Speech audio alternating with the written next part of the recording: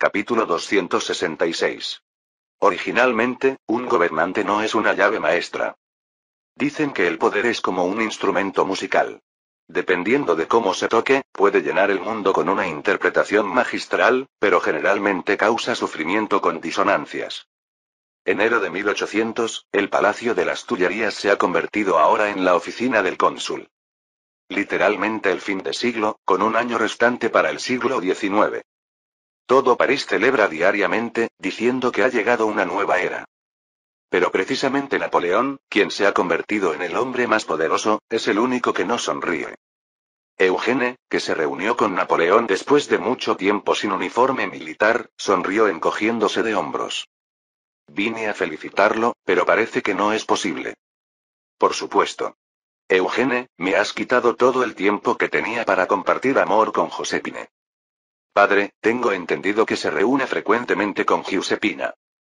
Giuseppina Grassini, la cantante de ópera que Napoleón conoció por primera vez en Milán. Por supuesto, no significa que Napoleón fuera hasta Milán para verla.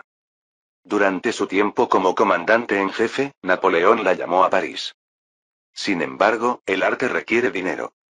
Para que Giuseppina actuara en París, necesitaba un patrocinador adecuado. Aunque Napoleón se interesa bastante por los asuntos financieros, no es lo suficientemente rico como para patrocinar a una actriz.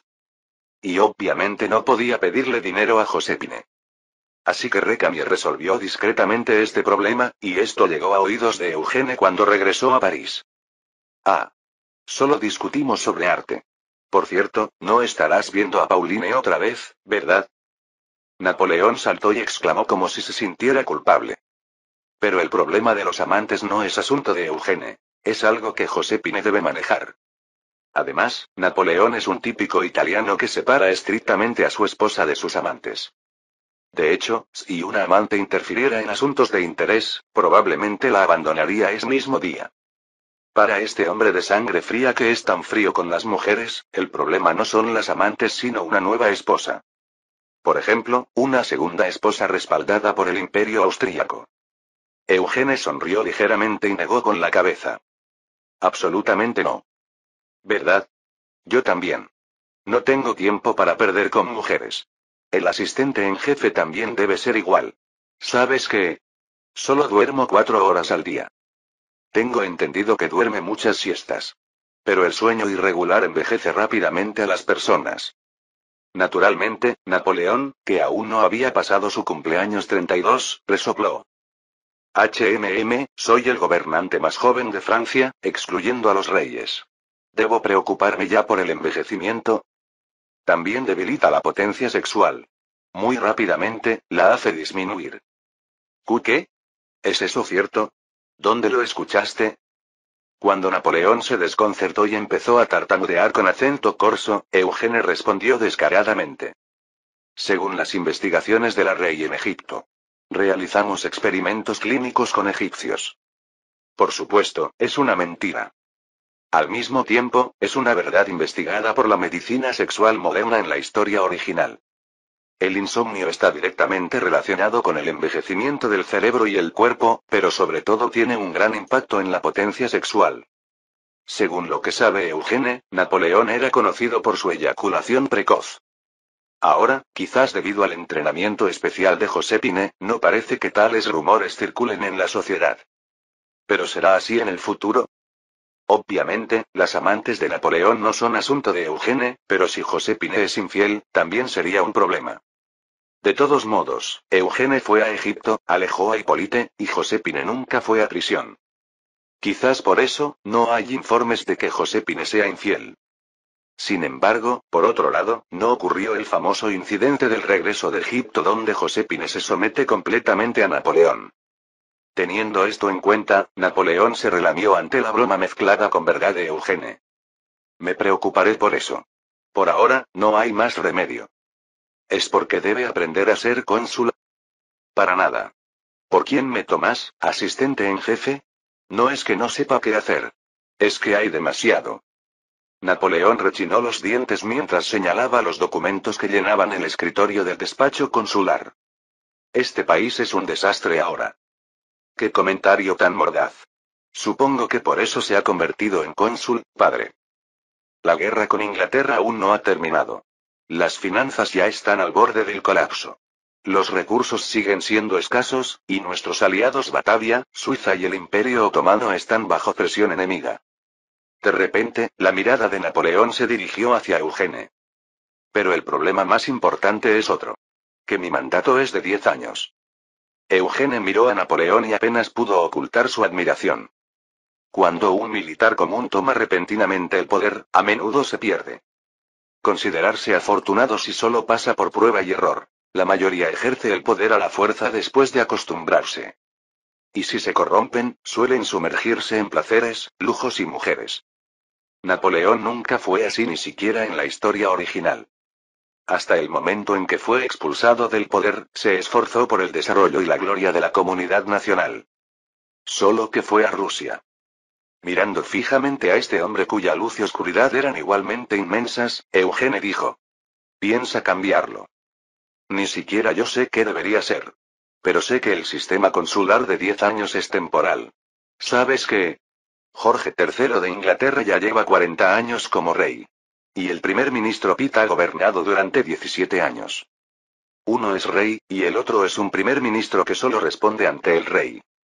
Ante la indirecta de Eugene, Napoleón resopló y respondió: sí, yo también necesito una base tan sólida. Incluso para transformar Francia. Al final, solo un monarca puede promover la innovación sin estar atado a un mandato. Sin embargo, la mayoría de los monarcas suelen preocuparse solo por conservar su posición. Incluso Jorge III perdió a Estados Unidos, perdió Egipto y está perdiendo en el continente europeo. Además, cuando un genio como Napoleón se convierte en monarca, hay otro problema. El descontrol. Por lo tanto, Eugene tampoco puede sacar la carta de la restauración monárquica de inmediato. Napoleón, dirigiéndose a Eugene que permanecía en silencio, agitó ambos brazos y exclamó: no podemos hacer las cosas una por una. Debemos promoverlas todas simultáneamente. Política exterior, política interior y base de poder. Eugene asintió. Ahora es el momento de dejar que Napoleón use su tiempo al máximo. Entonces, ¿qué significa lo que dice Napoleón? Puf. Oh, me da vueltas la cabeza. Hipólite, que no tiene mucho interés en la administración del Estado, se levantó desnudo de la cama. A su alrededor hay una cama desordenada, botellas de alcohol y ropa interior dispersa. No es un panorama extraño para Hipólite, quien a menudo pasa la noche con mujeres. Sin embargo, no pudo recordar de inmediato quién era la mujer con la que había compartido la cama anoche. En ese momento, una masa de carne exuberante, casi obesa, se levantó a su lado. Vaya, apuesto general. ¿Acaba de despertar? ¿Quién? Qué cruel. Después de compartir una noche ardiente, ¿ahora finge no conocerme? Fue entonces cuando Hipólite se dio cuenta de quién era la mujer con la que había pasado la noche ardiente. Ah, Madame de Staël. ¿Cómo podría olvidarla? Anoche vine a entregarle la carta del general Kleber. Anne-Louise Germaine de Staël-Holstein. La famosa hija de Necker, conocida como Madame de Staël. Aunque casada, fue famosa por su amor libre toda su vida y fue una destacada escritora vigilada por Napoleón en la historia original. Actualmente dirige un salón en París y, antes de partir a la expedición a Egipto, también fue amante de Kleber. Sin embargo, ayer, mientras recibía la carta que Kleber envió a París a través de Hipólite, sus miradas se cruzaron. Enviando una mirada pegajosa, Madame de Staël susurró al oído de Hipólite. Hoy también compartiremos muchas conversaciones interesantes, ¿verdad? En esta cama. Jajaja, fue una noche agradable. Pero estoy muy ocupado. Creo que tendré que volver en unos días. ¿En serio? Bueno, supongo que el nuevo cónsul Bonaparte está en crisis en política exterior, interior y base de poder. Hipólite, que rápidamente se estaba vistiendo, abrió mucho los ojos. ¿Qué quiere decir, Madame de Staël? Naturalmente, Hipólite no tiene intención de dejarse manipular por esta famosa anfitriona de salón mujeriego. Su esposo, el barón de Staël, también se encuentra en otra mansión en París. Además, con tantas bellezas esperando, ¿qué razón tendría para divertirse con una mujer casada voluptuosa? Sin embargo, lo que Madame de Staël acababa de decir era significativo. Vaya, no finja ignorancia. Primero, en política exterior, Francia todavía está en guerra con Inglaterra, ¿verdad? Prácticamente ha terminado. Incluso Prusia ha solicitado un armisticio. Los comerciantes de las ciudades portuarias dicen lo contrario. Ayer se difundió el rumor de que incluso Tolón había sido atacado. El lugar donde el cónsul dio su primer salto, ¿no? Ah, y también el asistente en jefe Eugene. Cuando Madame de Stael señaló esto con una sonrisa, Hippolyte se relamió. Es un lugar de recuerdos, HMM. Parece que Madame de Stael no lo sedujo simplemente para jugar con Hippolyte. Tal vez porque se dio cuenta de que es el hombre de confianza de Eugene. Sin embargo, antes de que Hippolyte pudiera pensar en esto, Madame de Stael rápidamente recitó la situación política actual. Además, la política interior es aún más problemática. En cuanto a los impuestos, el gobierno anterior introdujo varios, pero todos fracasaron. ¿Sabe? ¿Que la revolución comenzó originalmente por el impuesto a la sal? ¿No fue el impuesto al tabaco? Bueno, los impuestos siempre son un problema difícil. La administración local todavía no está unificada. La tecnología está rezagada respecto a Inglaterra, y las colonias ni siquiera se pueden comparar. Lo mejor que tenemos es Egipto, pero no nos falta una armada para llegar allí. De repente, la desnuda Madame de Stael agarró la barbilla de Hippolyte y susurró. Y la deuda nacional sigue siendo la misma, Monsieur Charles. Hippolyte, hábilmente besando el dorso de la mano de Madame de Stael, sonrió. Vaya, Madame podría hacer política. Porque los hombres no nos dan derecho a voto. Además, soy hija de Necker, quien fue ministro de finanzas de este país. ¿No son todos los invitados a mi salón los mejores hombres de Francia? Lamentablemente, Su Excelencia Bonaparte no viene. Ser uno de ellos es realmente un honor. Ja ja ja. Justo cuando sonreía y estaba a punto de retirarse, Madame de Stael esbozó una sonrisa enigmática. Es difícil, ¿verdad? El poder. ¿Cómo piensa resolver todo esto el nuevo gobierno? Parece que Madame de Stael ha estado hablando hasta ahora para obtener esta información. Hippolyte torció la boca y se puso el uniforme militar. Parece que tendrá que visitar a esta interesante señora con bastante frecuencia. Bueno, al menos no parece que se resolverá con la guerra. Aunque soy militar. Los dos, intentando obtener información el uno del otro, sonrieron con chispas en los ojos. El papel de un asistente es correr para resolver todos estos problemas. En resumen, el poder consiste más en usarlo que en tomarlo. Especialmente en tiempos de revolución como estos.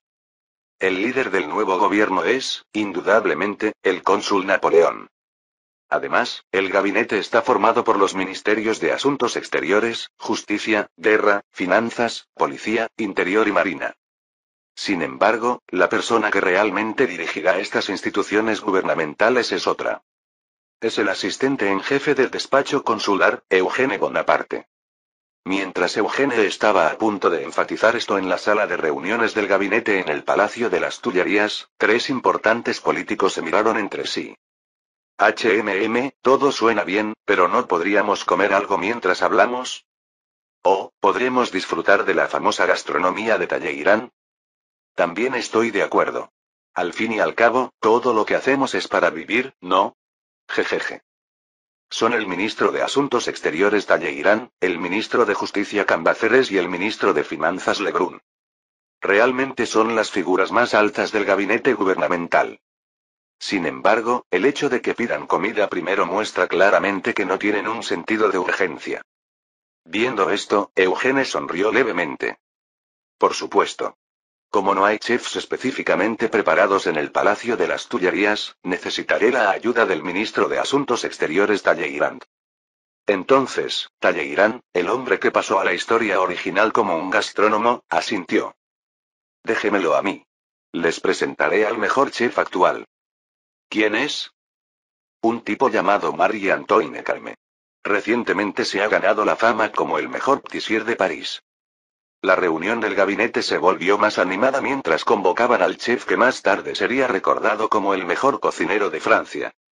Mientras observaba la escena, alguien se acercó a Eugene. Brienne, el amigo de Napoleón. Asistente en jefe, ¿realmente tenemos que perder el tiempo atendiendo a estos glotones? Eugene miró de reojo a Brienne y se encogió de hombros.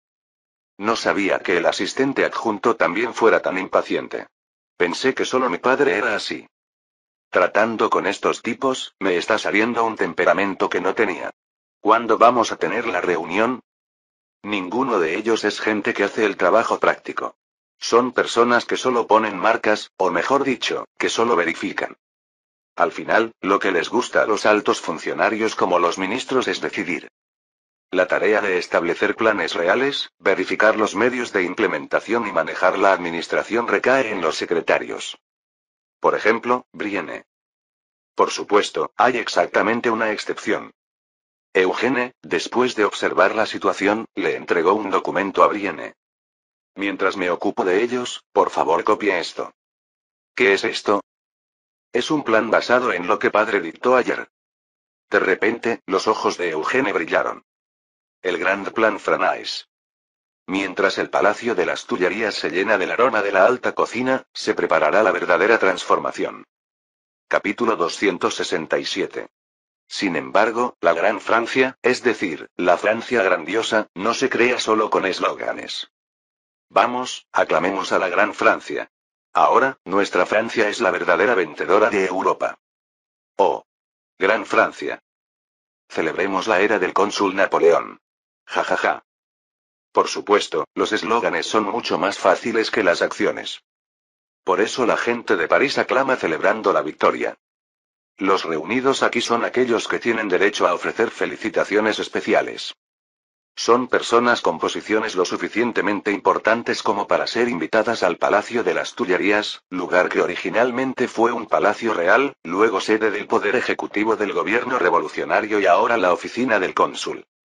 La razón por la que los líderes de la nueva era del gobierno consular se han reunido hoy es una sola. Se está celebrando una fiesta de Año Nuevo para conmemorar la victoria. Entre los invitados había una belleza que destacaba a simple vista. Un hombre de mediana edad con modales elegantes se acercó a la belleza entre los invitados que aclamaban. Magnífico, Madame Recamier. He conocido aquí a la mejor anfitriona de Salón de París. Juliette Recamier, la dama conocida como la mayor belleza de París, se rió cubriéndose la boca con la mano. Gracias, Monsieur Talleyrand. Pero es un elogio excesivo. ¿Cómo podría mi salón compararse con el de Madame Bonaparte? Más bien, como Madame Bonaparte se ha convertido en una persona poderosa, ni siquiera tiene tiempo para organizar un salón. A menos que sea una recepción de victoria como esta. Aún así, ¿están los salones de Madame de Staël, Madame Tallien o Madame Desmoulins? No. Todavía estoy lejos. París todavía está en la era de los salones más que de los cafés o clubes.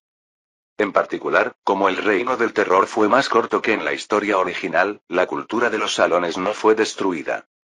Por lo tanto, innumerables damas están compitiendo reabriendo salones tan pronto como terminó la guerra. Los más representativos son el salón de Madame de Staël, donde principalmente se reúnen los jacobinos, el salón de Madame Tallien, frecuentado por los desplazados partidarios de Danton, y el salón de Lucile, donde se reúnen los moderados bonapartistas. Pero Talleyrand negó con la cabeza. Bueno, me parece que nadie puede compararse con Madame. Veamos cuántos de los que vienen aquí son invitados suyos. A ver. Talleyrand, después de mirar alrededor del salón de fiestas del primer piso del Palacio de las Tullerías, comenzó a contar con los dedos. Primero, ha venido la mejor cantante de estos días, Giuseppina. ¿También asiste a su salón? Vaya, Giuseppina visita mucho el Palacio de las Tullerías. Por supuesto, mi marido es su patrocinador. Aunque lamentablemente parece que no comparten la cama. Jeje, ¿no pasa lo mismo con su esposo y usted? Cuando Juliette esbozó una sonrisa incómoda ante ese comentario sarcástico, Talleyrand volvió a reír y señaló hacia otro lugar. También veo a los nuevos hombres poderosos de esta era, los generales. ¿Cuántos de ellos frecuentan su salón? Massena, Lannes y Augereau son generales que me agradan mucho. Por cierto, últimamente el general Lannes parece tener mal aspecto, ¿sabe qué le ocurre? Ah, sobre eso. Cuando un joven general está de mal humor, suele ser por una de dos cosas. O perdió en la guerra, o su esposa le es infiel. Juliette se sorprendió y preguntó por el chisme al que aludía Talleyrand, el hombre mejor conectado de la sociedad. Dios mío. ¿Será que su esposa realmente cometió adulterio? ¿Por qué se sorprende tanto? Es algo común en París. Aunque la esposa del general Lannes no está actualmente en París. ¿Dónde está? Talleyrand, mirando a Lannes que conversaba con Augereau con el ceño fruncido, dijo en voz baja. Si se trata de Paulette, la esposa del general Lannes, está en Lectoure, la ciudad natal del general en Gascuña. Tuvo un bebé. Mientras el general estaba en Italia. ¿Será realmente hijo de Lannes? Este es el problema al que se enfrenta Lannes nada más regresar. Pensando que era algo tragicómico, Juliette estaba a punto de morderse el labio cuando Talleyrand se dio la vuelta. Pero sobre todo, hay otros que iluminan un salón. ¿Altos políticos como usted, ministro? Ja ja ja. De ninguna manera. Un salón tiene éxito cuando vienen hermosas damas, no viejos como yo. Talleyrand sonrió mientras señalaba con el pulgar detrás de él. En esta recepción, serían aquellas personas. ¿También visitan frecuentemente su salón? Jeje. En ese momento, Juliette Recamier, la mejor anfitriona de Salón de París en 1800, se sorprendió. Cualquier saloniere, es decir, cualquier anfitriona de salón, debe seguir una regla no escrita. No invitar simultáneamente a hombres o mujeres que sean enemigos entre sí. Pero en esta recepción, hay dos personas que no deberían encontrarse. Dios mío, ¿no estaba organizando esta recepción Madame Bonaparte? ¿Por qué invitó a ambas? Tengo que preguntarle personalmente. Bueno, según mi conjetura, probablemente solo enviaron invitación a la princesa Marie. Entonces, ¿por qué está aquí Pauline Bonaparte? Pauline, la hermana del cónsul Bonaparte. Marie Thérèse, la única heredera legítima de la antigua Casa Real de Borbón. Ambas están ahora en el mismo espacio, el salón del primer piso del Palacio de las Tullerías. La organizadora de la recepción, Josépine, ha cometido un error que ni siquiera un novato cometería. Probablemente porque vino Madame Leticia Bonaparte, ¿no cree? Ante las palabras tranquilas de Talleyrand, Juliette miró y suspiró. Es cierto, a ella Madame Bonaparte no puede detenerla. Esto fue obra de Leticia, la madre de Napoleón. Por supuesto, Leticia no organizó algo tan peligroso con malicia. Pauline, camina derecha. Y no coquetees con los hombres. Leticia, vestida con un austero vestido, caminaba con la espalda recta mientras regañaba. El anillo en su mano es de diamante, un regalo que Eugene le dio como soborno hace tiempo. Aunque su hijo se ha convertido en el hombre más poderoso de Francia, las joyas de Leticia no han aumentado. En contraste, Pauline, la joven cubierta de magníficas joyas por todo el cuerpo, respondió con indiferencia a Leticia. ¿Por qué me trajo aquí? Me mantuvo encerrada en casa. Porque circulan terribles rumores de que quedaste embarazada por jugar con tu sobrino. Pauline. Al menos debes mostrar a todos que eso no es cierto. No hicimos nada. Qué lástima, realmente. En ese momento, Leticia agarró la barbilla de Pauline y rechinó los dientes. Así debe ser. De lo contrario, te habría enviado inmediatamente al mar frente a Córcega. Pauline cerró la boca ante esa amenaza. Por supuesto, por mucho que amenace, Leticia no arrojaría a su hija al mar, pero sí podría encerrarla en su habitación. Es común entre los nobles confinar a una virgen en casa hasta que aparezca un matrimonio adecuado. Lo mismo ocurre con la familia Bonaparte, o Bonaparte en corso, que desciende de la baja nobleza. En ese momento, un hombre de mediana edad y regordete se acercó a Leticia saludando. Oh, madame. Nos encontramos en esta recepción. Es un honor. Jojojo, Monsieur Recamier. El honor es mío. Siempre obtiene los mejores resultados entre los banqueros con los que trato. Vaya, debo esforzarme más, madame. Por cierto, no veo a Mademoiselle Elisa o Caroline. Es Jacques Recamier, el marido nominal de Juliette. Sin embargo, ambos nunca han compartido cama hasta ahora. En realidad, la razón por la que Leticia se alegró de ver a Jacques Recamier no fue porque fuera su principal banquero. Es porque Recamier es el protagonista del mayor escándalo fantasmal de París. El extraño rumor de que se casó con su propia hija. Si tuviera que explicarlo, es porque cuando te relacionas con alguien que crea escándalos, tus propios escándalos quedan cubiertos. Leticia suspiró y respondió. Creo que esas niñas han salido demasiado últimamente. También deben terminar bien sus estudios. Esta alborotadora abandonó incluso una escuela normal. Mamá, por favor. A pesar de cómo me veo, soy coronel. Todavía no me he retirado. Es un rango reconocido incluso por su santidad el Papa. Sí, su santidad el Papa debe haber estado realmente senil para reconocer tal posición. Recamier sonrió mientras veía a Leticia fruncir el ceño. No se preocupe, madame. Los rumores desaparecerán pronto. Agradezco sus palabras. Si esta alborotadora se hubiera quedado tranquilamente en la escuela del convento, no habría pasado nada. Realmente será así. ¿Por qué? De repente, Recamier miró detrás de Leticia y dijo. Un escándalo aún mayor nos espera. Leticia, girando ligeramente la mirada, frunció el ceño. Era porque se acercaba Marie, la princesa de la antigua casa real. El escándalo del que hablaba Recamier probablemente también tenía que ver con Marie. Por ejemplo, el rumor de que Eugene y Marie habían celebrado una ceremonia de compromiso secreta. Pero, ¿no estallaría otro escándalo si se encontraran en un lugar como este? Sin embargo, Leticia no tuvo mucho tiempo para pensar. Porque Marie hizo una leve reverencia frente a Leticia y la saludó. Madame Leticia, hola. Leticia, esforzándose por sonreír cortésmente, respondió. Jojojo. Mademoiselle Marie. ¿Qué la trae por aquí? Bueno, la esposa del cónsul me invitó. Ya veo. No sé dónde está Josépine. Leticia estaba a punto de encender la chispa en sus ojos, pensando en reprender a Josépine cuando la viera. Mademoiselle Pauline. ¿Cómo está? Marie se acercó a Pauline. La ruidosa recepción de repente se quedó en silencio. Todos prestaron atención a este lugar. Antes de que el ejército expedicionario de Oriente regresara, había un escándalo que agitaba a París. Las mujeres alrededor del hijo adoptivo de Napoleón, Eugene. Mientras la gente observaba con interés, Pauline, la polizón, respondió con desdén. Verte me pone de mal humor repentinamente, Marie. ¿Por qué? Que yo sepa, nunca te he causado daño. Tu mera existencia no encaja en esta Francia revolucionaria. Una simple princesa de la antigua casa real. Leticia fue la más sorprendida por estas palabras casi insultantes. Niña, ¿qué estás diciendo? Discúlpeme, mademoiselle. Yo la educaré bien. En ese momento. Tac, tac, tac. Una mujer entró entre los asistentes a la recepción que contenían la respiración. Una belleza que atraía las miradas más que cualquier otra. Josépine, la organizadora de la recepción que alguna vez fue la mejor anfitriona de Salón de París, sonrió y dijo. Madre, debe estar cansada por venir hasta aquí. Tenemos un lugar preparado para usted. Leticia, que originalmente planeaba reprender a Josépine, frunció el ceño.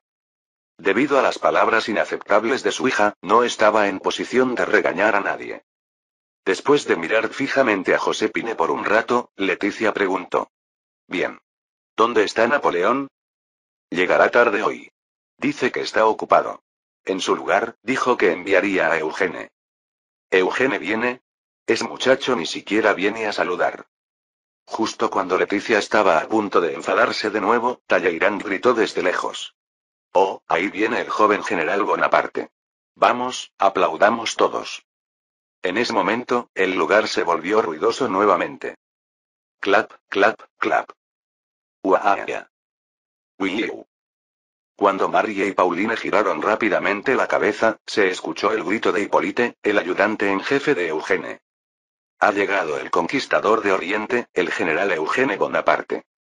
Era como si Eugene hubiera entrado directamente en un foso de fuego. Por supuesto, Eugene no tenía intención de quedarse en el foso de fuego. ¿Por qué has venido, muchacho? Eugene respondió muy bajo a Jacques Recamier, quien se acercó discretamente.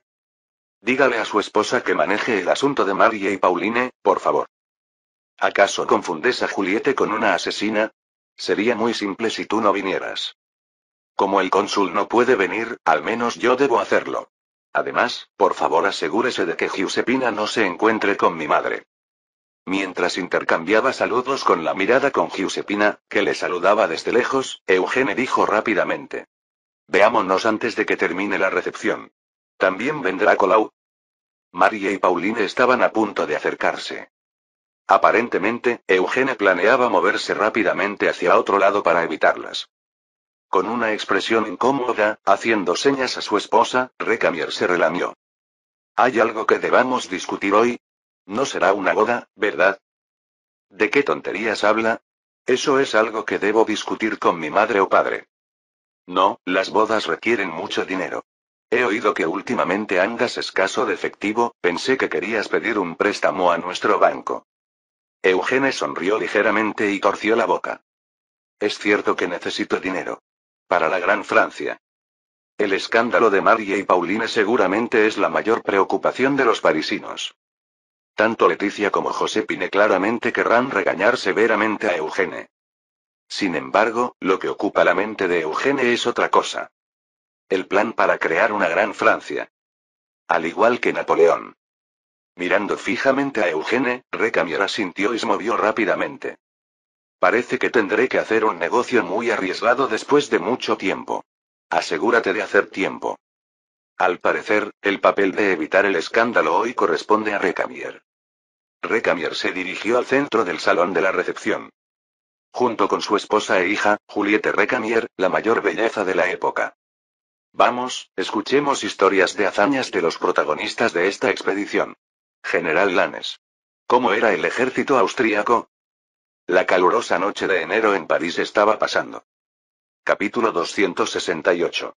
Al final, la razón por la que Eugene corrió a la recepción de la victoria, arriesgándose al peligro, es una sola.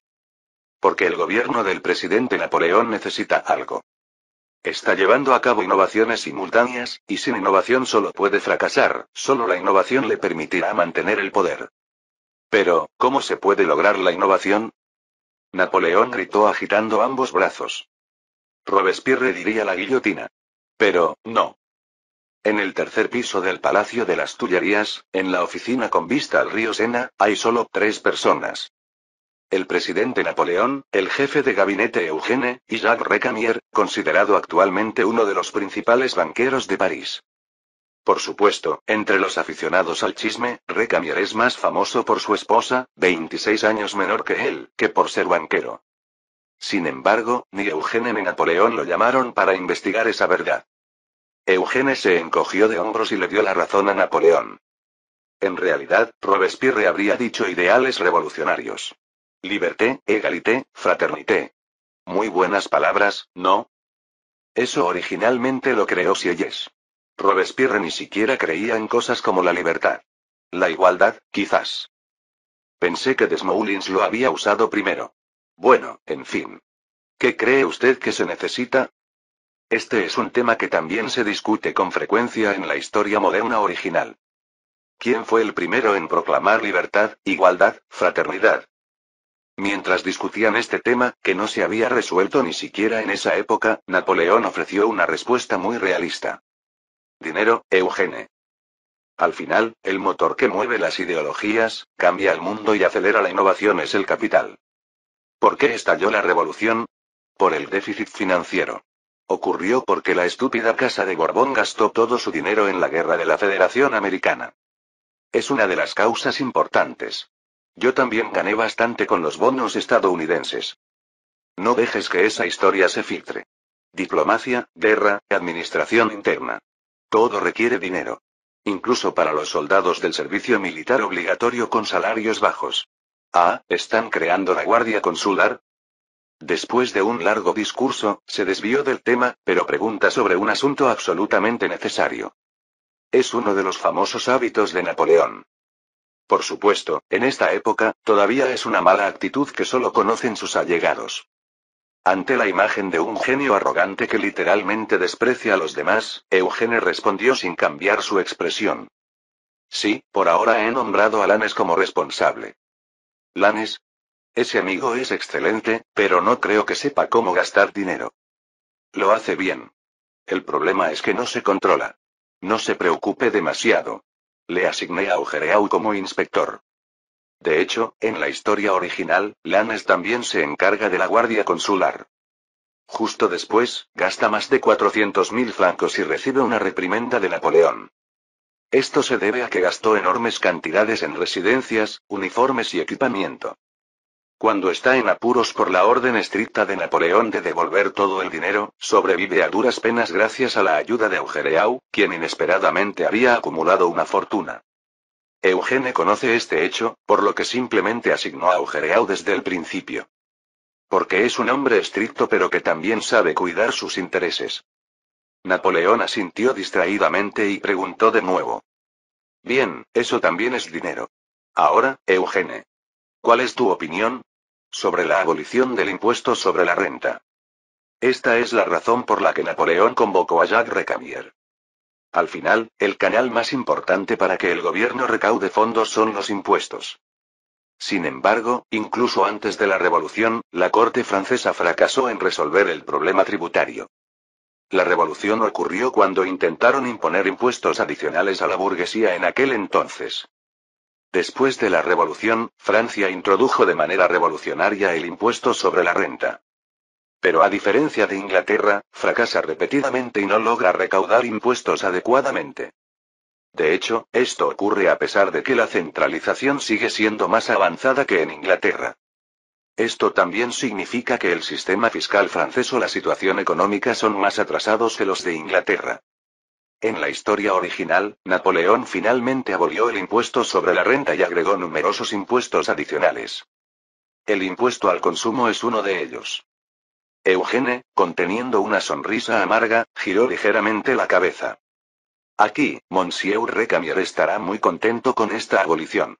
Debe tener muchos ingresos. Ejem. ¿Por qué de repente se ensaña conmigo? Yo valoro hacer negocios pagando impuestos legítimamente. Aunque el gobierno revolucionario ha fracasado continuamente en recaudar el impuesto sobre la renta, el impuesto en sí es importante. Incluso Inglaterra está financiando sus costos de guerra con el impuesto sobre la renta. Napoleón resopló. No se puede recaudar, no se puede recaudar. Vamos, Recamier. Esta es la razón por la que lo llamé. Como experto financiero, ¿no me daría un consejo adecuado sobre impuestos? Jacques Recamier puso los ojos en blanco. Incluso en la época de la antigua corte, el rey siempre hacía esta elección. Cuando los impuestos son insuficientes, llama a un financiero para exigir dinero. Es en forma de deuda, pero al final es una contribución. Recamier, recibiendo las miradas incómodas de Eugene y Napoleón, cambió de tema. No soy experto en impuestos. Así que, en cuanto a problemas fiscales, me resulta difícil decir otra cosa que no sea imitar la ley fiscal inglesa. ¿Recaudar impuestos sobre chimeneas, peajes o ventanas? Ah, también habría impuestos sobre la tierra. Más bien, se trata de aplicar tasas diferentes según segmentos de ingresos. Parece que imponen un impuesto sobre la renta del 10% a quienes ganan más de 200 libras. Y no imponen impuestos sobre la renta a quienes ganan menos de 60 libras. Escuchando a Recamier explicar el avanzado sistema inglés de impuestos sobre la renta, es decir, el impuesto progresivo, Napoleón preguntó. La recaudación sería un poco más fácil. ¿Eso es todo?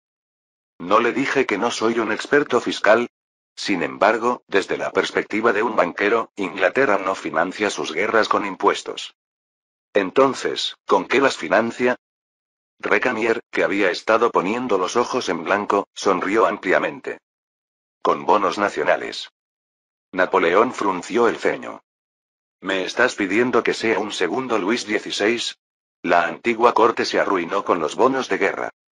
¿Por qué cree que un país emite bonos? En Inglaterra, el Banco de Inglaterra se encarga de eso. ¿Sugiere crear un banco nacional? Fue entonces cuando Recamier asintió con una expresión satisfecha. No tiene que ser necesariamente un banco estatal. Por ejemplo, podría ser un banco donde la familia Bonaparte sea el principal accionista, siempre que sea un banco central. Esta vez, Napoleón comenzó a brillarle los ojos. Por supuesto, la propuesta de Recamier es, en términos modernos, una forma de corrupción donde el gobernante busca su beneficio personal. No lo convoqué para hablar de eso, Monsieur Recamier. De hecho, esto también ocurre en la historia original. El Banque de France, el primer banco central de Francia, tiene numerosos accionistas principales. Recamier está entre los accionistas principales, pero la familia Bonaparte, incluido José Bonaparte, también tiene una participación. Sin embargo, todos acaban siendo expulsados durante la restauración borbónica en la historia original. Aunque Recamier es expulsado un poco antes. Es un ejemplo que muestra cuán efímera puede ser la riqueza obtenida a través del poder. De repente, Recamier, sorbiendo su café, respondió. ¿No creaste el Banco Italiano en Génova? Aquí, Pierre Collot ha venido a la reunión como responsable de ese lugar. ¿Por qué me menciona? Sabiendo todo, no lo dijo ante el cónsul. ¿Qué? Soy solo un banquero, no entiendo mucho de asuntos de Estado. En ese momento, Collot, sentado en una silla en un rincón de la oficina del jefe de gabinete en el Palacio de las Tullerías, exclamó. Hay que detener la guerra para que circule el dinero. ¿Acaso por crear solo un banco central, de repente surge un crédito que no existía? ¿Quién compraría bonos franceses? A menos que se haga una asignación forzosa. Actualmente, Collot es el director general del Banco Italiano de Beauharnais. Está supervisando las sucursales del Banco Beauharnais dispersas por toda Italia, centrándose en el Banco Italiano en Génova. Por lo tanto, había aprendido algo después de sufrir repetidas guerras. Durante la guerra, es difícil revivir la economía cotidiana, hagamos lo que hagamos. Lo mismo ocurre con las finanzas. Significa que no hay nada que pueda tener éxito excepto la industria militar. Pero Francia todavía está en guerra. Porque Inglaterra no ha accedido al armisticio. Por lo tanto, Prusia, aliada de Inglaterra, también había retirado sus tropas de manera ambigua y estaba observando la situación. En ese momento, Eugenia sintió. Bueno, necesitamos algo como el Banque de France. Si queremos alcanzar a Inglaterra en comercio e industria. Oh. Hasta nuestro patrón se ha contagiado. Olvida esa teoría de la omnipotencia del Banco Central. Incluso los banqueros de Ámsterdam fracasaron en eso. No importa cuánto se cree un Banco Central Nacional, si se libra una guerra, se arruina. Ahora mismo, el Banco de Ámsterdam está al borde de la quiebra. No va a quebrar todavía, Collot. Además, para la revolución industrial, o mejor dicho, para el fomento industrial, la contribución de un banco nacional es esencial. Porque hay que invertir en negocios que no son inmediatamente rentables. La conversación actual entre Eugene y Collot trata sobre el viejo problema de los bancos centrales. Desde la Guerra de los 7 Años, Inglaterra creó una agencia de emisión de bonos nacionales a través de financieros privados para financiar la guerra. Este es el famoso Banco de Inglaterra. Sin embargo, los Países Bajos, que desarrollaron sus finanzas un poco más rápido que Inglaterra, fracasaron en establecer un banco central. Como resultado, en la historia original, el Banco de Ámsterdam quiebra en 1812. Todavía está tambaleándose pero resistiendo. Entonces, ¿qué pasa con Francia? En la historia original, finalmente la guerra no termina, por lo que no hay tiempo para recuperar el crédito, y apenas sobreviven con la emisión de monedas de oro. Significa que no llegan adecuadamente a la emisión de bonos nacionales o billetes. Por eso no vale la pena crear un banco central. De repente, Recamier le preguntó a Eugene, que estaba sumido en sus pensamientos. Entonces, ¿se creará el Banque de France? ¿No dijo su excelencia al cónsul que lo hiciéramos? Pero, tendré que proponer otras medidas también. Detener la guerra. Esto no es mi especialidad. Recamier, sentado en su silla golpeando el escritorio, murmuró. El problema al final es Inglaterra, ¿verdad? Entonces, hay que conocer a un inglés. Eugene parpadeó mirando a Recamier y luego abrió mucho los ojos. ¿Un inglés? ¿A quién te refieres? Espera. ¿Ahora te acuerdas?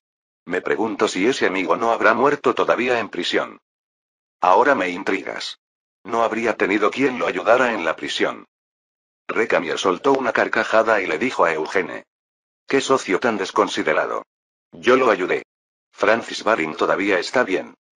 Fue un momento en que, después de llamar a Recamier para resolver el problema del dinero, obtuvo una solución inesperada. Naturalmente, un prisionero, por muy bien tratado que esté, siempre estará insatisfecho. Me estoy muriendo. La comida de la prisión es muy mala. ¿Cuándo podré salir? Freischutz. Eugene miró alrededor de la celda que parecía más la habitación de un noble que una prisión. Este es el templo. Recordando a un hombre solitario que solía vivir aquí, Eugene dijo. El dueño original de esta habitación solo salió muerto. No hagas comentarios espeluznantes. ¿No soy diferente a ese importante prisionero? ¿No es un banquero que todavía conserva su riqueza un prisionero más peligroso que un rey que ha perdido su poder? Pronto, de pie en la habitación donde murió Luis XVI, Eugene hizo brillar sus ojos. Lo liberaré, señor Baring. Francis Baring, que se había alejado con un escalofrío, inclinó la cabeza. ¿Acaso ha venido un enviado especial de Inglaterra? ¿Con la condición de liberarme? Lamentablemente, el primer ministro Pitt es tan inflexible que sigue atacando nuestros puertos. Aunque hay un nuevo gobierno, el comercio sigue siendo difícil. Me parece que afuera hay fiestas todos los días.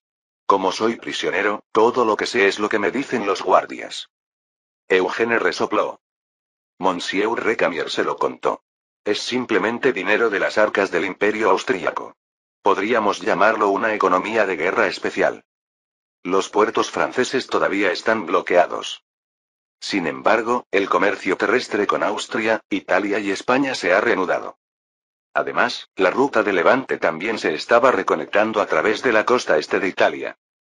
Con la llegada del primer pago de las reparaciones de guerra de Austria, París se había recuperado lo suficiente como para celebrar fiestas. Sin embargo, para que la economía se recupere fundamentalmente, finalmente el comercio atlántico e indio debe ser posible. Esta es también la razón para negociar la paz con Inglaterra. Después de evaluar la situación, Baring se acarició su espesa barba.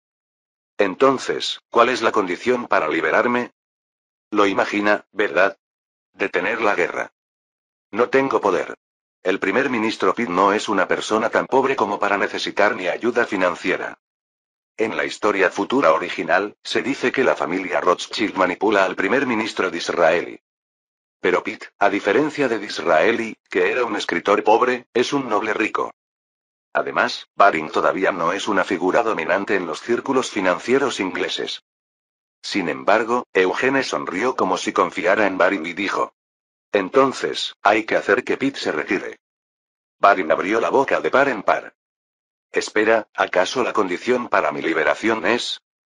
Eugene asintió y lanzó una propuesta terrible. Así es, señor Baring. Derribe al gobierno del primer ministro Pitt. Entonces, lo liberaré. Un hombre que una vez promovió el golpe de estado de Fructidor. Francis, el dueño de Barings Bank, ahora tiene que derrocar al gobierno británico. Capítulo 269. El tiempo retrocede un poco, 3 días atrás. Felicidades, General Freyschütz. Finalmente se ha convertido en el segundo hombre más importante de Francia. Eugene estaba recibiendo a un invitado en la mansión Malmaison de su madre después de mucho tiempo. El edificio del Banco Beauharnais en el centro de París es demasiado llamativo. Ni hablar del Palacio de las Tullerías, donde está la oficina del asistente. Sin embargo, Malmaison, ubicada en las afueras, todavía no atrae tanto la atención de la gente. Eugene sonrió mientras ofrecía café a su invitado, Nathan. Señor Rothschild. Eso es incorrecto. Mi posición es mayor general del ejército y secretario jefe del cónsul. Es lo mismo. Todo el mundo lo comenta. Que el general Bonaparte es el rey de la nueva era, y el general Freyschütz es el primer ministro de la nueva era. Incluso si escuchara tales comentarios, no hay necesidad de decirlos frente a mí. Sabe bien que es más bien peligroso. Sin negarlo explícitamente, Eugene respondió al joven llamado Nathan, o en inglés, Nathan. Especialmente en tiempos de crisis financiera como ahora, señor Rothschild. Nathan Mayer Rothschild, el hombre que en la historia original sentó las bases del famoso imperio financiero Rothschild. Es también el protagonista de la anécdota de haber obtenido primero información sobre la batalla de Waterloo y manipulado los precios de las acciones. Sin embargo, ahora es solo un joven empresario de Manchester de 23 años. Nathan inclinó la cabeza ante Eugene, quien a pesar de tener solo 19 años, es el confidente más cercano del hombre más poderoso de Francia. En cuanto a fondos, están suficientemente preparados en nuestra casa matriz en Frankfurt. Será el dinero del duque Hesse-Kassel, ¿verdad? ¿Cómo lo sabe? Realmente no hay lugar donde la mirada de la Srete no llegue. Impresionante. Por supuesto, como esto también ocurrió en la historia original, Eugene simplemente lo sabía. Me sorprende más que su familia conozca las RT. Precisamente por esa capacidad lo he convocado. Desde la perspectiva de Eugene, es sorprendente que Nathan conozca las RT. De todos modos, Nathan solo había comenzado un negocio textil en Manchester, Inglaterra, no en Frankfurt. Y ahora resulta que también conoce la organización de información privada de Eugene, que apenas acaba de ser incorporada como una institución directamente bajo el cónsul. Midiendo de nuevo la famosa red de información de los Rothschild, Eugene sonrió. Lo que Francia necesita ahora es dinero. Sería difícil para nuestra familia sola, pero intentaré reunir a los judíos del antiguo Sacro Imperio Romano. Será suficiente con los judíos de Francia. Por supuesto, para convertirse en representante, necesitaría la aprobación de su excelencia el cónsul. Nathan puso los ojos en blanco. La familia de Nathan, Rothschild, o Rothschild en alemán, opera una empresa financiera familiar. Actualmente, el hijo mayor Meyer está en Frankfurt, y el segundo hijo Solomon ha ido a Viena. En el futuro, París será responsabilidad del hijo menor, James Rothschild o Jacques de Rothschild. Sin embargo, Jack todavía es un niño que no ha cumplido los 8 años, habiendo nacido en 1792. Por lo tanto, la familia Rothschild no tiene base alguna en Francia. Y Eugene acaba de decir que nombraría a los Rothschild como representantes de los judíos franceses. ¿Qué es lo que desea, secretario jefe? Eugene respondió después de tomar un sorbo de café. Para recaudar dinero, paradójicamente, necesitamos paz. El continente ya está en paz, secretario jefe. De ninguna manera. Todos los puertos están en guerra. ¿Olvidó que apenas pudo llegar aquí desde Londres pasando por Copenhague? Actualmente, Inglaterra todavía está en guerra con Francia. Sin embargo, este problema se limita a los puertos de Francia y sus países aliados. La flota británica todavía no puede tocar los puertos de países estrictamente neutrales. En la historia original, mientras la guerra continuaba incluso en 1801, Inglaterra llegó a atacar hasta Dinamarca. Sin embargo, todavía es 1800, y Francia ha ganado por completo en el continente europeo. Esto significa que Inglaterra no tiene la capacidad de atacar a países neutrales. Gracias a esto, Dinamarca está prosperando, manejando incluso contrabando francés. Fue a través de este puerto que Nathan entró a París desde Manchester. Sin embargo, no se puede comerciar exclusivamente a través de puertos neutrales indefinidamente. Al final, se necesita el fin de la guerra. Debemos negociar la paz con Inglaterra.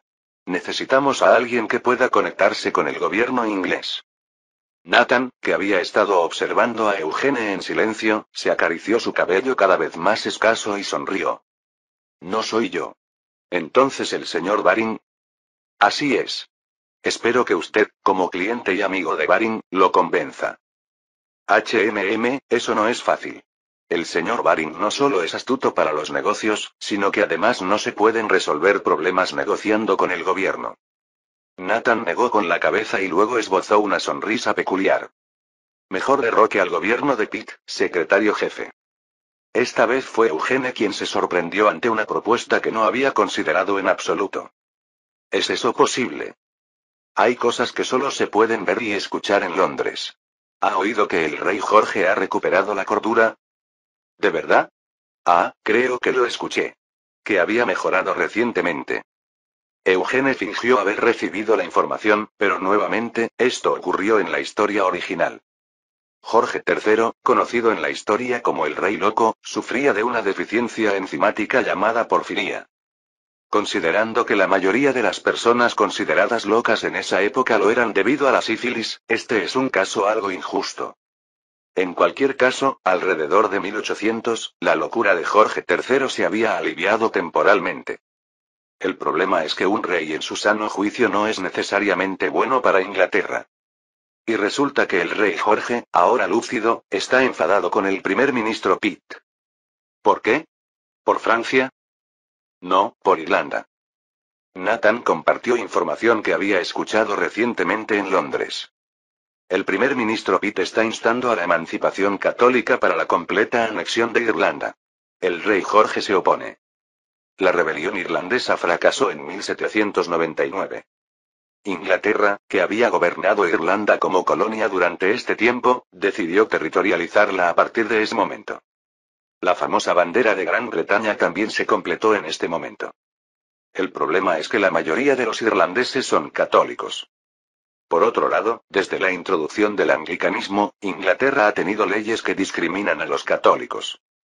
Pitt, preocupado por esto, planeaba promulgar un edicto de emancipación para permitir que los católicos ocuparan cargos públicos. Jorge III, después de recuperar la cordura, se enteró de esto y montó en cólera. Emancipar a los católicos. Eso violaría mi juramento de coronación de proteger la fe protestante. Aunque suena como una terquedad sin sentido, el juicio del rey Jorge tiene sentido. Porque si se permitiera libremente el catolicismo en Inglaterra, un país anglicano, podría provocar una crisis de división nacional. Por muy ilustrada que fuera la era después de la Revolución, la religión no puede ser ignorada. Si la religión pudiera ignorarse, ¿por qué la mayoría de los irlandeses seguirían siendo católicos? Sin embargo, Pitt estaba convencido de que solo la integración de Irlanda podía proteger la seguridad de Inglaterra. En la historia original, Irlanda finalmente se independizó, así que no se sabe quién tenía razón. En cualquier caso, esta situación es claramente favorable para Francia. Si usamos esto, no podríamos derrocar a Pitt. Esta era la estrategia para derrocar al gabinete de Pitt que Nathan había propuesto a través de Eugene. Ahora, 3 días después, Francis Baring, que estaba escuchando, también quedó impresionado. ¿Pitt y el rey Jorge se han distanciado? Entonces, es posible. Al final, la base del poder del primer ministro Pitt no depende del público, sino de la confianza del rey Jorge. Por supuesto, el poder real en la política británica lo tiene el primer ministro. Sin embargo, quien decide a este primer ministro es el monarca. Incluso hasta finales del siglo XIX, en la época de la reina Victoria, el monarca tenía derecho a designar al primer ministro independientemente de los escaños en la Cámara de los Comunes. Sin embargo, si hay muchos opositores en la Cámara de los Comunes, naturalmente el monarca no puede nombrar a cualquiera como primer ministro. No obstante, la mayor base que sostiene a Pitt es claramente la confianza del rey. Si el rey Jorge III muestra desconfianza, el gabinete podría colapsar con solo un pequeño empujón desde fuera. Por ejemplo, si Baring, un influyente banquero de Londres, hace lobby ante la Compañía de las Indias Orientales. Si usted añade solo un poco de peso, el equilibrio podría romperse. Pero para eso tendría que gastar mucho dinero. Tendría que mover a los directores de la Compañía de las Indias Orientales. ¿Hay algo que desee? Puedo complacerlo hasta cierto punto. Yo también soy banquero. Baring, que había estado observando a Eugene en silencio, torció la boca. ¿El Banco de Inglaterra, lo van a crear? En francés sería Banque de France. Eugene se acarició la barbilla, que se había oscurecido ligeramente. Esto se debía a que había estado demasiado ocupado últimamente para afeitarse. ¿Cómo lo supo? ¿Acaso Recamier le habló de eso también? No. Pero el Eugene Beauharnais que conozco resolvería esta difícil situación a la manera de un financiero. Un banco central es una excelente alternativa. Las posibilidades de fracaso también son altas. El banquero Baring, que había conocido a Eugene no como Fleischmann sino desde sus días como genio financiero, sonrió. Eso se puede remediar aumentando la confiabilidad con los accionistas. Por ejemplo, banqueros de renombre como yo. Como con la propuesta de Nathan, Eugene quedó atónito una vez más. ¿Me está diciendo que incluya a extranjeros como accionistas del Banco Central? ¿Por qué no? Solo hay que mantener baja la participación accionaria. Recibirá informes, ¿no es así? Eso significaría mostrar secretos de asuntos nacionales clave a un banquero extranjero. Entonces Baring respondió con descaro. Entonces, más adelante, podrían darme la nacionalidad francesa también. Eugene frunció el ceño. ¿Está diciendo que quiere tener 2 nacionalidades? Los nobles poseen títulos de varios países simultáneamente. ¿No puede un plebeyo tener varias nacionalidades? Realmente usted no es un banquero común. En términos modernos, esto podría expresarse así. Una política de doble nacionalidad para atraer empresarios globales. ¿Es Baring una persona tan necesaria? Eugene cerró los ojos y reflexionó. imaginando poner en la balanza al mismo tiempo la seguridad, la opinión pública y la historia original. ¿Hacia dónde se inclinaría la balanza? De repente, Eugene escuchó la voz de Baring.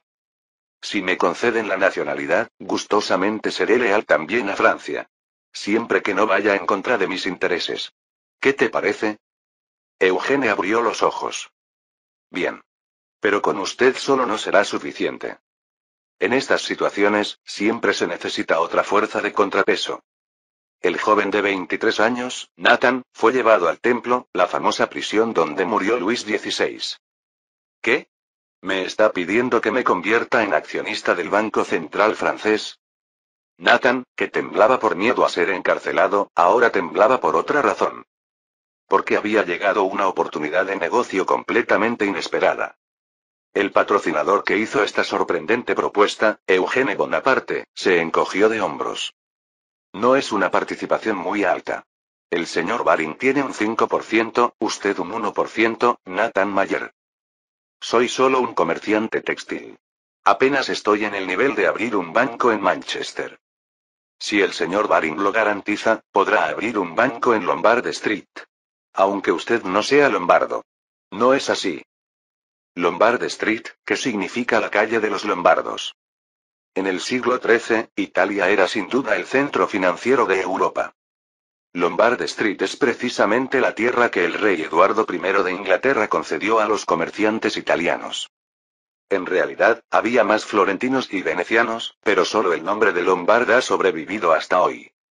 Ese lugar sigue siendo el centro financiero de Inglaterra, con el siglo XIX a la vuelta de la esquina. Cualquiera que haga negocios en Inglaterra, el país central de la economía mundial, sueña con abrir una oficina en esa calle. Nathan, todavía un novato, abriendo un banco allí. Baring, que estaba en la prisión, asintió hacia Nathan, que tenía la boca abierta. Por supuesto. De todos modos, era algo que tu padre me iba a pedir algún día. Nathan, temblando por todo el cuerpo, preguntó. ¿Por qué hacen todo esto por mí? En realidad, desde la perspectiva de Eugene, no es gran cosa. En la historia original futura, Barings Bank y Rothschild Bank se convertirían en bancos que competirían por ser el primero del mundo. A primera vista, parece que está cediendo intereses a ambos, pero en realidad es diferente. Simplemente está dando suficientes acciones para quedar bien y atando a Francia a dos poderosos e influyentes bancos. Sin embargo, como no podía explicarlo así, Eugene respondió en el lenguaje de los banqueros. Quiero que el banco Bea Warnais se convierta en uno de los 3 grandes bancos del mundo. ¿Qué? Ustedes dos son banqueros que pueden lograrlo.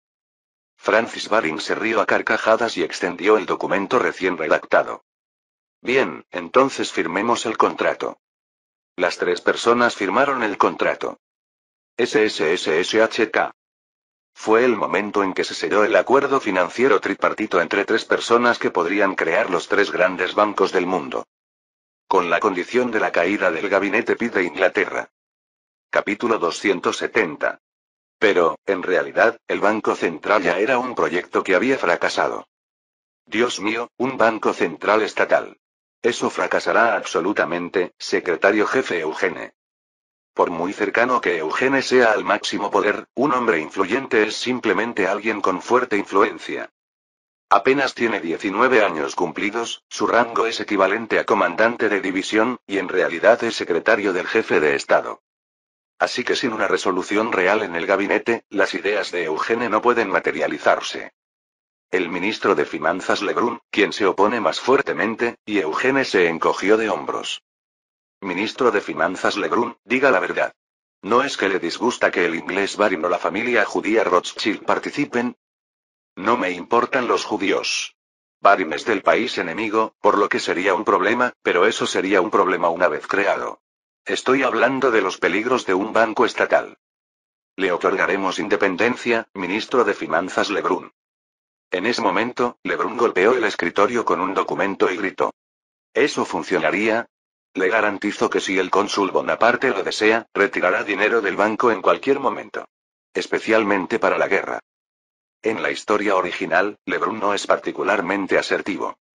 Sin embargo, los asuntos fiscales son diferentes. La recuperación financiera de Francia, que está ahora en quiebra, es responsabilidad de Lebrun. Por eso se opone con frustración cuando le dicen que resolverán el problema mediante la creación de un banco central y la emisión de bonos nacionales. Cambaceres se unió a él. Es extraño que el sector privado participe como accionista en un banco controlado legalmente por el Estado. Exacto. El ministro de Justicia Cambaceres tiene razón. O es estatal o es privado, un banco con participación privada controlado por el Estado. ¿Tiene sentido eso? Además, es difícil decir que los asuntos bancarios sean la máxima prioridad del nuevo gobierno. Más bien, la promulgación de diversas leyes conforme a la Constitución es más urgente. Cambaceres, experto en derecho, mencionó su área de especialización. La legislación excesiva después de la revolución aún no se ha organizado. En el campo, están ocurriendo conflictos legales. Naturalmente, Cambaceres también tiene razón. En épocas revolucionarias, la legislación tiende a proliferar. Las leyes que se aplicaban durante la antigua corte fueron abolidas, y han pasado 10 años desde que comenzaron las leyes revolucionarias. Mientras tanto, la Constitución ha cambiado 5 veces, y las diversas leyes que deberían basarse en la Constitución no se han organizado. Por ejemplo, aunque las clases sociales han sido abolidas, el derecho consuetudinario basado en clases todavía permanece en las provincias. Esta es también la razón por la que nace el Código Napoleónico en la historia original. En ese momento, Talleyrand, que había estado observando silenciosamente el plan de establecimiento del Banco Central, habló. Ciertamente, si es por problemas financieros, los impuestos deberían ser lo primero antes que los bancos. Los impuestos deben organizarse a través de leyes fiscales. Vaya, incluso dices algo correcto. Talleyrand. Sin embargo, viendo que han insertado específicamente a extranjeros como accionistas, ¿este banco tiene otro propósito? Justo cuando Lebrun, que normalmente detesta a Talleyrand, estaba a punto de aplaudir, Talleyrand levantó la mano para detenerlo y preguntó. Por ejemplo, ¿negociaciones de paz con Inglaterra? No es así. Ciertamente, Talleyrand tiene perspicacia. Aunque su velocidad para manejar asuntos prácticos es extremadamente lenta, su capacidad para penetrar en la esencia supera a cualquier burócrata. Entonces, ¿por qué debería lograrse la paz con Inglaterra? De repente, Eugene levantó la taza de café que estaba sobre la mesa del gabinete. ¿Saben cuánto cuesta este café ahora? ¿De qué estás hablando de repente? Antes de la guerra, 4 kilogramos de granos de café costaban 10 monedas. Es decir, 10 sous. Pero ahora casi alcanza 1 franco. ¿Ha subido aproximadamente el doble? Justo cuando Lebrun estaba recordando que 20 sous equivalen a 1 franco, Eugene habló con urgencia. Porque están entrando granos de café egipcios, más precisamente etíopes. Pero esto también tiene un límite. A partir del próximo mes, subirá a 10 francos. Cambaceres, aficionado al café, más precisamente un gourmet, exclamó sorprendido. No puede ser, de repente 10 veces más. Comparado con antes de la guerra, serían 20 veces más. ¿Qué estás diciendo? ¿Los comerciantes están tratando de obtener ganancias excesivas? En ese momento, Lebrun miró a Eugene con hostilidad y gritó. ¿No será porque los intereses del cártel Beauharnais están involucrados en la red comercial egipcia? Eugene miró a Lebrun y sonrió fríamente. Ministro de Finanzas Lebrun, todo esto es por la guerra. Si no podemos expulsar a la flota británica del Mediterráneo y el Atlántico, los precios se dispararán y la economía se arruinará. Francia se arruinará. Por supuesto, es cierto que el cártel Beauharnais está involucrado en el comercio egipcio. Sin embargo, el cártel Beauharnais está operando buques mercantes con pérdidas actualmente. Esto se debe a las instrucciones de Eugene, preocupado de que pudieran estallar disturbios si Francia se quedara sin suministros comerciales mínimos. De repente, expresando su frustración por las pérdidas, Eugene golpeó la mesa. ¡Bang! Cuando los ministros lo miraron sobresaltados, Eugene dijo rechinando los dientes. A pesar de haber ganado la guerra. En ese momento, los ministros se dieron cuenta de nuevo. El joven frente a ellos no es un mero asistente, sino un soldado. Uno que conquistó Egipto, liberó Constantinopla y llevó a Austria a la ruina. Lebrun, tartamudeando, apenas logró preguntar. ¿Qué tiene eso que ver con el Banco Central? Eugene volvió a dejar la taza de café y se encogió de hombros. Si establecen el Banco Central, en 3 meses verán a Inglaterra pidiendo negociaciones de paz. Ministro Talleyrand, ¿qué le parece? Talleyrand, que había estado observando la situación en silencio, asintió con elegancia. Estoy a favor. Sin preguntar en absoluto por el método. Curiosamente, es característico del régimen de Napoleón que el máximo tomador de decisiones sea mucho más meticuloso. No he escuchado ninguna explicación, ¿y el gabinete ya lo aprobó? Los ministros deben haberse vuelto locos. De pie en la oficina del cónsul, Eugene respondió descaradamente. O quizás mi discurso fue demasiado conmovedor. Tonterías. La única persona que lloraría con tu discurso es mi hermano. Y eso solo después de haber echado a Marie. Padre, no tengo esa intención. De hecho, los ministros tampoco lloraron. Napoleón se acercó a Eugene, le pellizcó la mejilla y sonrió. Bien, pero tampoco puedo aprobar el compromiso, Eugene. Más doloroso que la mejilla fue el golpe al corazón, y Eugene retrocedió sorprendido. Soy adulto. Tengo 19 años y derecho a voto. Cállate. Eres hijo de la familia Bonaparte. Eso significa que yo, como cabeza de familia, tengo el derecho de decidir sobre tu matrimonio. Pero no hay nadie más que yo para hacerse responsable de Marie. Pero Napoleón resopló. Si es una princesa de la casa de Borbón, habrá quien quiera llevársela. En cualquier caso, incluso si tú y la princesa Marie llegaran a casarse, esa sería mi decisión. Todavía no. Eugene, calmando su corazón tras el ataque sorpresa, sonrió amargamente. En la historia original, Napoleón llevó a cabo numerosos matrimonios políticos. Sin embargo, los casos exitosos son extremadamente raros. Si tuviera que nombrar uno, quizás sería el matrimonio de Eugene con la princesa Bárbara, que actualmente tiene 11 años.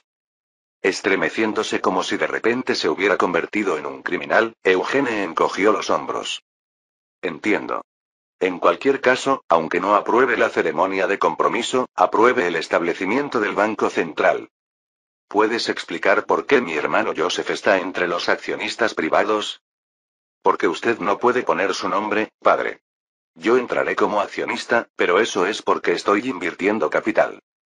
Esto también ocurre en la historia original. La lista de accionistas del Banque de France incluye a numerosos miembros de la familia Bonaparte. Incluso Napoleón se convierte en uno de los accionistas. Por supuesto, como no pone ni un céntimo, usa el truco de recibir primero las acciones y luego pagar con los dividendos. Napoleón, con cara de disgusto, miraba la lista de accionistas donde no aparecía su nombre y preguntó. Entonces, ¿cómo se manejarán los fondos? De repente, Eugene sacó una bolsa de su bolsillo y la colocó sobre el escritorio de la oficina del cónsul. Clan. Cuando Napoleón estaba a punto de abrir mucho los ojos mirando la bolsa, Eugene dijo. Esto. ¿Monedas de plata? No, aluminio. Correcto. Donaré la bauxita de la región de Vaux al Banco Central francés. A cambio, mi participación accionaria sería del 10%. Eugene levantó una brillante moneda de aluminio y sonrió. La acuñación de monedas de aluminio se convertirá en el capital básico del Banco Central francés. Aunque aún no tienen ninguna marca, pronto la tendrán. Por ejemplo, el retrato del cónsul Napoleón. Tener el rostro en la moneda es uno de los privilegios de un monarca. Eugene está planeando revivir la monarquía desde aquí. Napoleón, mirando fijamente el aluminio, sonrió enigmáticamente. Interesante. Bien, hablemos de lo más importante. ¿Quién implementará el plan para derrocar a Pitt? Esta es la verdadera razón para establecer el Banco Central. De hecho, Napoleón también crea un banco central en la historia original. Sin embargo, no tuvo mucho éxito y lo usaba como medio para retirar dinero a voluntad o manipular las tasas de interés a su antojo. Es uno de los casos fallidos entre las numerosas reformas que Napoleón llevaría a cabo originalmente. Por lo tanto, no debería ser algo que deba impulsarse con urgencia. Pero Eugene decidió usar el Banco Central como vínculo para planear la caída de Pitt. Francis Baring irá personalmente a Londres. ¿Liberas al cerebro detrás del golpe de Fructidor? Alternativamente, también podríamos enviarlo a Santo Domingo siguiendo a Fructidor. aunque el estado de guerra con Inglaterra continuaría. Napoleón, mirando a Eugene, preguntó de nuevo. ¿Este banco central es el grillete que atará los tobillos de Baring? Si la guerra continúa, las pérdidas de Baring serán exponenciales. Le hice invertir todos los activos que tenía en Francia. Y solo le reconoces un 5%. Eres un ladrón. No se convirtió mi hermano Joseph en accionista del 3% sin poner un céntimo. Todavía aparentemente insatisfecho por la ausencia de su nombre, Napoleón recibió la sonriente respuesta de Eugene. Es el precio de su libertad. ¿Y mi parte? Aquí está el derecho de control estatal. Finalmente, Napoleón lanzó una crítica muy explícita. Eso no sería mi propiedad, Eugene. Ciertamente es un carácter propio de un noble terrateniente corso. No comete actos de malversación de fondos estatales. Sin embargo, Napoleón tiene el mal hábito de acumular riquezas y tiene la oportunidad. Como no es extravagante, esta actitud es como la de una hormiga obrera que almacena alimentos que nunca consumirá. Eugene, conteniendo otra sonrisa amarga, aconsejó a Napoleón. Sería diferente si llegara a poseer el Estado, padre. Napoleón arrugó la nariz, meditó profundamente sobre las palabras de Eugene y tomó la pluma. Bien. 3 meses. Si la cabeza de Pitt no cae en ese tiempo, tus acciones serán confiscadas por el Estado. Pensando que sonaba un poco a venganza, Eugene sonrió. No se preocupe. 1 mes es suficiente para que caiga una cabeza. Simultáneamente, la firma de Napoleón apareció en el documento. Era el momento en que se concedía la autorización para establecer el Banque de France. A veces, aquellos que se opusieron a una innovación actúan como si fueran los protagonistas de la misma. Clap, clap, clap. Muchas personas reunidas en el centro de París aplaudían. Hoy es el día en que se establece el Banque de France, un banco central que no había existido durante mucho tiempo debido a la desconfianza hacia los bancos. En el centro se encuentra, sin duda, el experto financiero de Francia, Lebrun. Anuncio la inauguración del Banque de France. Los invitados distinguidos aplaudieron ante la proclamación de Lebrun. El nacimiento de este banco francés es un indicio de que la Francia revolucionaria está avanzando hacia una nueva era, superando los fracasos de la antigua corte. ¿Nuestra Francia entrará ahora en una era financiera avanzada? Viendo al expresidente del Senado dar un discurso verdaderamente magnífico, Hippolyte se burló. ¿No fue el ministro Lebrun quien más se opuso? Eso es lo que escuché fuera de la sala de reuniones del gabinete. Lo incluimos como accionista. Vaya, menudo desastre con las acciones bancarias. ¿Cómo demonios se supone que el Estado controla esto? Sentado en el área VIP, Eugene respondió concisamente. Usé un método muy simple. Colocar incondicionalmente en el consejo directores designados por el Estado, y estos directores tienen derecho de veto. En esencia, es el mismo mecanismo que Eugene usa para controlar la Orden de San Juan. Derecho de veto. Un derecho más poderoso que cualquier poder de decisión. Pero el perspicaz Hippolyte silbó. No es el derecho de retirada de divisas. Bueno, de todos modos, si es necesario, vendrá el ejército y lo tomará por la fuerza. ¿O no, no quebrarían los bancos de nuevo? En la época de la antigua corte, Francia intentó establecer bancos y fracasó. Porque el banco quebró después de emitir excesivamente papel moneda sin respaldo en oro. Este es el caso de la burbuja del Mississippi y de John Law. Sin embargo, Eugene no tiene intención de resolver el asunto emitiendo papel moneda en exceso. No, si ganamos la guerra, todo se resolverá al final. Hablas como el cónsul. No me refiero a una guerra real. Esa guerra no será una guerra real sino una guerra financiera. Eugene, conociendo el futuro de la historia original, está seguro. También fue para esto que atrajo a esas 2 personas. A Rothschild y Baring, que no están presentes aquí. Boom. Boom. Boom. Entre fuegos artificiales, nació el Banque de France. Fue un día que la historia registraría como la primera señal del gran plan para Francia. Por supuesto, la verdadera razón para crear este banco estaba cruzando el canal de Dover en ese momento. Fin del capítulo 270.